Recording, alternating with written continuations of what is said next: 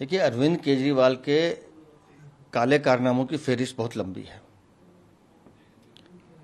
आपने घोटालों के कीर्तिमान दिल्ली में स्थापित किए हैं। शराब घोटाला हो, शीश महल घोटाला हो, डीटीसी का घोटाला हो, पेंशन घोटाला हो या पैनिक बटन घोटाला हो, हर चीज़ में चोरी अरविंद केजरीवाल का एक मार्का रहा है।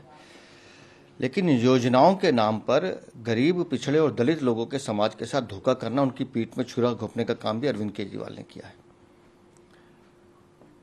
अरविंद केजरीवाल ने अपने 2020-21 से लेकर 2023-24 के 3 साल के शासनकाल में कुल मिलाकर लगभग 260 करोड़ से ज़्यादा की योजनाएं इन दलित पिछड़े वर्गों के लिए घोषित की हैं।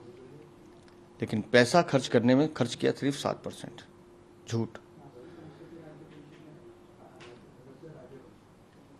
दलित प्रतिभा योजना, दलित बच्चों के लिए 70 करोड़ रुपए आवंटित कर दिए कि हम इनको ऊपर 70 करोड़ रुपए खर्च करेंगे, और खर्च किया जीरो, एक पैसा नहीं। इस तरह से अल्पसंख्यक, पिछड़े, गरीब, उनके लिए 250 करोड़ का आकर्षक बजट पेश करते हैं। खर्च करते हैं 4 करोड़ 2 लाख रुपए। कहाँ 250 करोड़ और कहाँ 4 करोड़ 2 लाख रुपए। मतलब काम करने की नीयत नहीं थी, सिर्फ धोखा देना था। बाबा साहब भीमराव अंबेडकर के नाम पे धोखा देना था, उन महापुरुषों के नाम पर धोखा देना था, और दलित पिछड़े वर्गों को वोट बैंक के रूप में इस्तेमाल करने का काम अरविंद केजरीवाल ने किया है।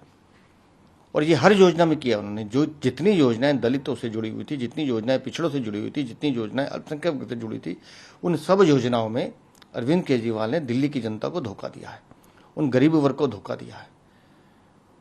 तो हमने आज पूरा डाटा रखा है कि किस तरह से पिछले 5 साल में अरविंद केजरीवाल ने दिल्ली को घोटालों के माध्यम से तो लूटा ही लूटा ही, लेकिन जिन लोगों को आपने वोट बैंक के रूप में इस्तेमाल किया, उनका एक बड़ा वोट बैंक अपने साथ लगाया, उस वोट बैंक को भी कैसे आपने धोखा दिया है। कैसे उनके जो पैसे उनके विकास पे खर्च हो सकते थे, उन बच्चों की शिक्षा पे खर्च हो सकते थे, उन बस्तियों के सुधार के लिए खर्च हो सकते थे, उन पैसे को भी आपने खर्च ना करके आपने उन गरीब लोगों के साथ धोखा किया है।